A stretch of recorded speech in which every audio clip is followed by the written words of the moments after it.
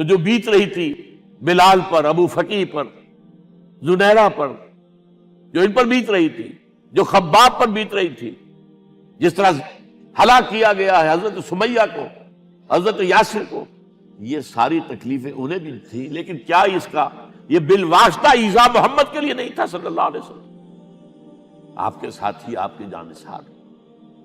لیکن آپ ان سے بھی کیا کہیں، فصبروا فصبروا فصبروا. جب ابو جہل بدترین ٹارچر کر رہا تھا حضرت سمیہ اور حضرت یاسر کو رضی اللہ تعالیٰ عنہما، آپ کے علم میں ہے کیسی کیسی ٹارچر کی ہے. جوان بیٹے کو باندھ دیا ایک ستون کے ساتھ، اس کے نگاہوں کے سامنے برہنہ کیا ہے ماں کو.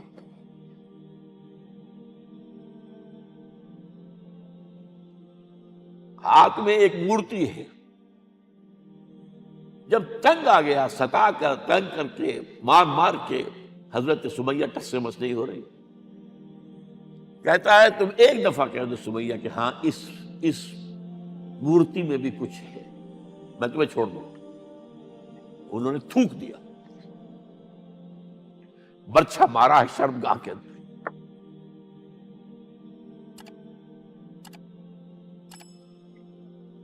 کتنی تکلیف پہنچی ہوگی ان کو، لیکن آپ گزر رہے. اصبروا یا آل یاسر فإن موعدکم الجنہ. اے یاسر کے گھر والوں صبر کرو، تمہارے استقبال کی تیاریاں ہو رہی ہیں جنت میں.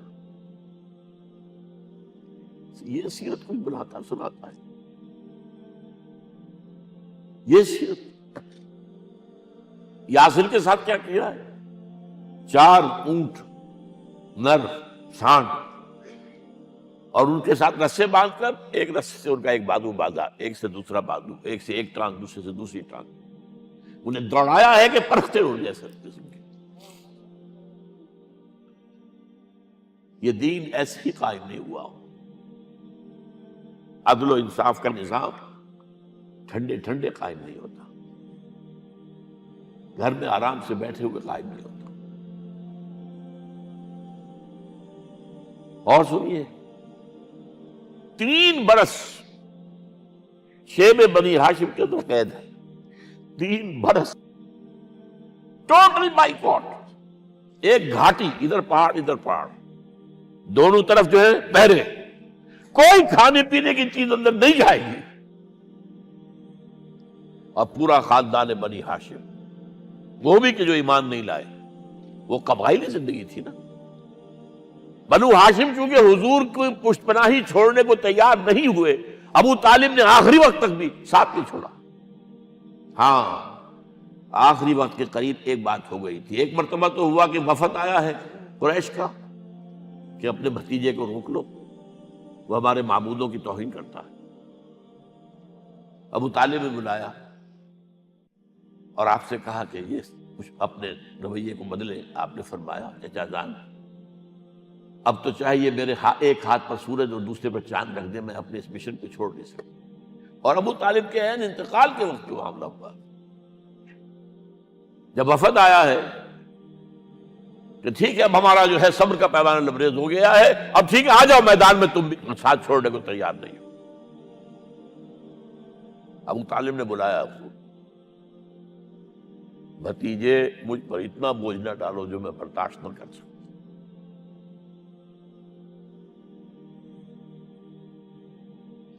حضور کی آنکھوں میں آنسو آ گئے. چچا جان اب تو یا یہ بات پوری ہوگی یا میں اپنے آپ کو ختم کر دوں، اسی میں ختم ہو جاؤں. 12 شیب بنی ہاشم میں 3 برس اس حال میں گزرے ہیں. ٹوٹل بائیکاٹ، کوئی کھانے پینے کی. کچھ لوگ تھے شریف النفس، مثلا حکیم بن حزام تھے رضی اللہ تعالی، اور بعد میں ایمان لے آئے. حضرت خدیجہ کے وہ رشتہ دار تھے. وہ پہاڑ پر چڑھ کر ایک طرف سے رات کی تاریکی میں، دونوں دروازے تو بند ہیں، پہاڑ پر چڑھ کر چوٹی سے نیچے اتر کر کوئی چیزیں کھانے پینے کی دے آئے بس صلی اللہ علیہ وسلم. کوئی اور ایک آدھ ہوگا ایسا. یہاں تک نوبت آئی ہے کہ بنی ہاشم کے یہ پھول جیسے بچے معصوم، بھوک سے بلبلا رہے ہیں، اور اس کے سوا کچھ نہیں ہے کہ سوکھے چمڑے ابال کر اس کا پانی ان کے حلق میں ٹپکا دیا جائے۔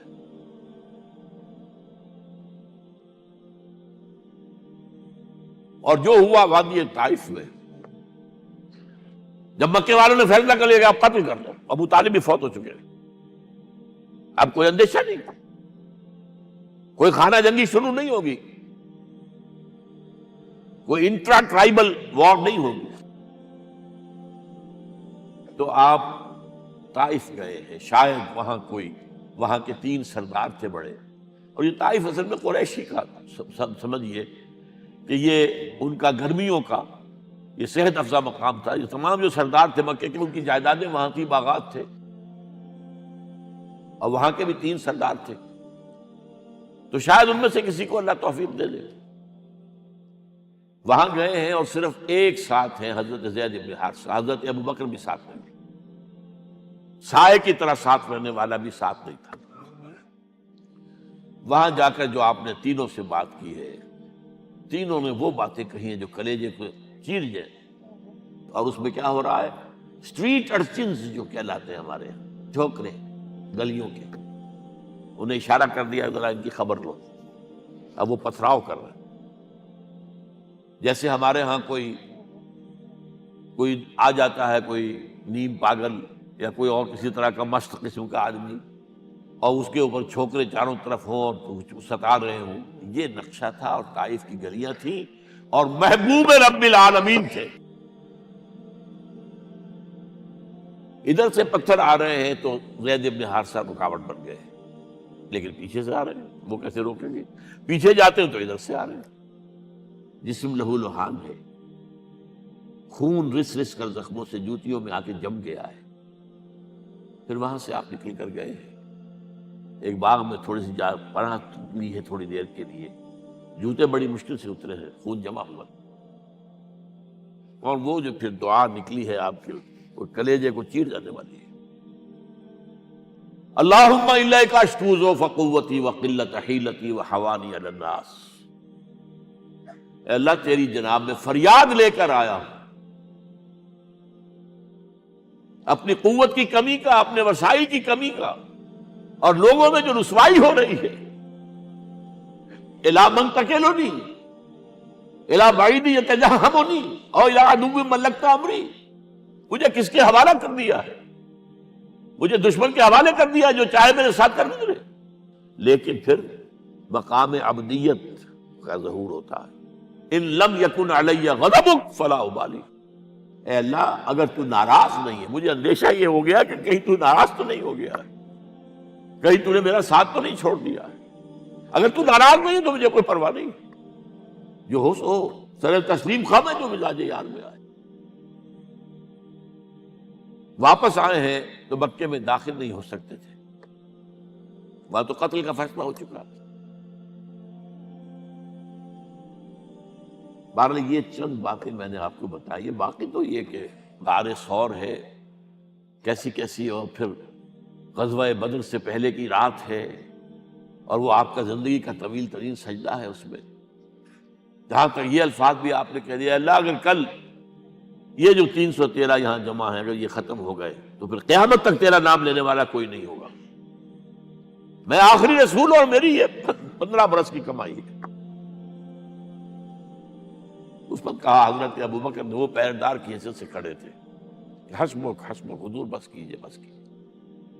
بہرحال بدر ہے، احد ہے، زخمی ہوئے ہیں، دندان مبارک شہید ہوئے ہیں، خون اتنا بہا ہے کہ بے ہوش ہو گئے ہیں، اور خبر اڑ گئی ہے کہ آپ شہید ہو گئے۔ یہ سب کچھ، اور سب سے بڑھ کر حمزہ کی لاش سامنے آئی، کیسی لاش؟ ناک کٹی ہوئی ہے، کان کٹے ہوئے، پیٹ چاک کر کے کلیجہ چبایا ہوا ہے، کس طرح برداشت کیا ہوگا آپ نے؟ اپنے اوپر تاری کر کے دیکھیں، یہ حمزہ کون ہے؟ چچا ہے، دودھ شریک بھائی ہے، خالہ داد بھائی ہے، ساتھ کا کھیلا ہوا ہمجولی ہے، اور اس کی لاش ہے۔ جو قلب اطہر پر بیت رہی تھی وہ مدینے میں آ کر ایک بڑا ماحول بدلا ہوا تھا، تب وہ بات سامنے آ گئی. تو مختلف گھروں سے عورتوں کے بین کرنے کی آوازیں آ رہی تھی، اس لیے کہ اس وقت تک بین کرنا حرام نہیں قرار دیا گیا تھا، ممنوع نہیں تھا. آوازیں سن کر حضور کی زبان مبارک سے نکل گیا اما حمزہ تو فلا بواکی لہو، ہائے حمزہ کے لیے تو کوئی رونے والی بھی نہیں ہے.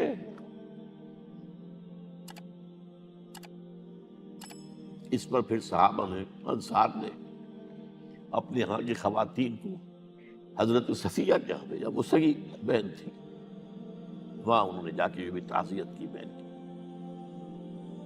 غزوہ احزاب کا آپ نے سن ہی لیا، اسوہ رسول پر نہ معلوم کیا کیا باتیں چیز لوگوں میں مشہور ہو گئی. وہ اسوہ کیا تھا؟ جب خندق کھودنے کا فیصلہ ہوا ہے تو خندق کھود رہی ہے، حضور بھی لگے ہوئے ہیں، بھاری بھاری پتھر اٹھا کر کندھے پر لا کر باہر پھینک رہے ہیں. پتھریلی زمین تھی،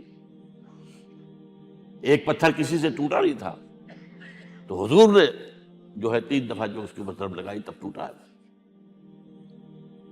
لیکن یہ کہ کئی دن کے فاقے ہو چکے تھے، کھانے کو کچھ نہیں، پورا محاصرہ تھا، 12,000 کا لشکر گھیرے ہوئے. یہاں تک کہ آپ کو معلوم ہے کہ گھروں کے اندر بیت الخلا تو نہیں ہوتے، باہر جاتے تھے قضاء، اس کا کوئی امکان نہیں. شدید ترین آزمائش جو ہوئی ہے اس کا نتیجہ ایک طرف یہ نکلا کہ منافقین کا نفاق ان کی زبانوں پر آ گیا.